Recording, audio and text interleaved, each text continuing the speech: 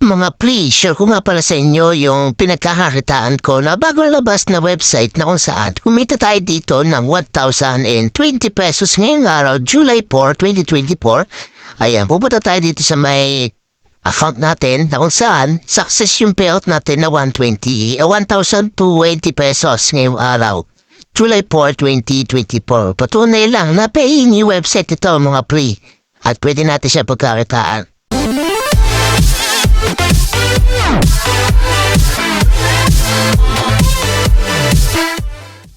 Makapag-register ka dito, all you have to do is enter your mobile number and then yung makikita nyo na numbers dito, ilagay nyo sa enter captcha and then create your with password or login password. Click nitong sign up, pakagawa na kayo na account.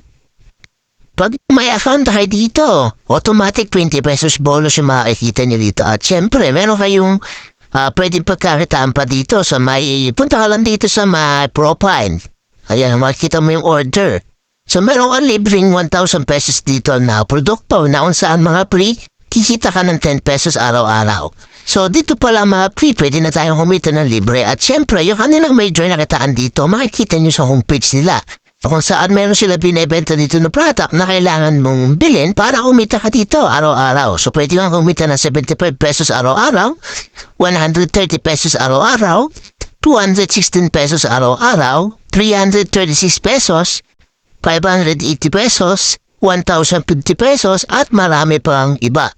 So, pwede kang mamili dyan. Alin siya sa mga yan, ay pwede kang kumita. All you have to do is click this buy, and then, kaya rin yan, pupunta ka na sa GCash. At pag nag-bayad ka sa GCash, siguraduhin mo, ay screenshot mo yung product na katunayan na nag-avail ka ng produkto nila. At pag kaya rin yan, ihintayin mo yan, mapunta dito sa my profile, punta dito sa order, mapupunta na yung dito yan. Ang kailangan mo lang gawin, punta ka sa payment record at i-upload mo yung screenshot na katunayan na nag-avail ka ng produkto na yun.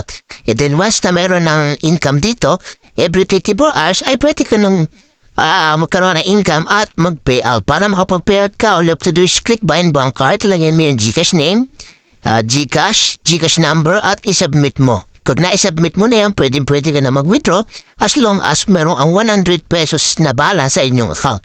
Pag kaya click nyo lang itong withdraw, pwede na kayo mag-withdraw sa website na ito. So hanggang dito na lang, natatapos na tayo mga pre.